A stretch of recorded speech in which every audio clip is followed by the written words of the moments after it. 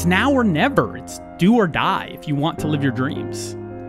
When I was 17 years old, my dad was about to retire from over 30 years in the military, and he had all these amazing dreams of things that he wanted to accomplish, open a science center and travel and experience all these amazing things. But he died the night before his retirement.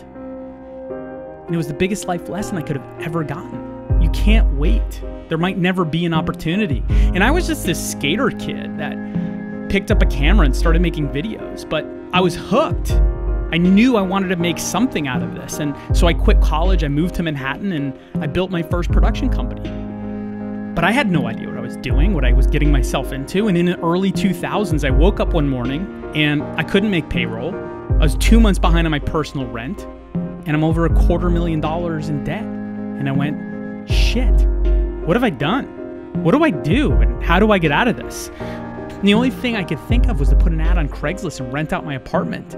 But the catch was, there'd be somebody sleeping on the couch. And I felt like I was up against the ropes. I was gonna have to admit complete failure, but then I realized something.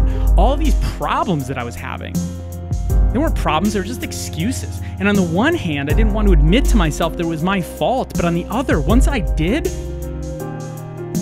I could change it.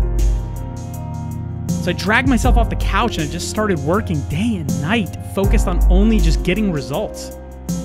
14 months later, we did our first $1 million in sales.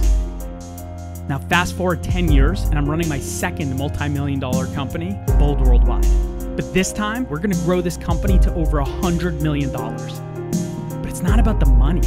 It's because I really believe that I can help other businesses and companies and employ the best people who have opportunities to be everything they want to be and more. It was that mentality that has pushed me to this point and where I know we will succeed, because failure is not an option.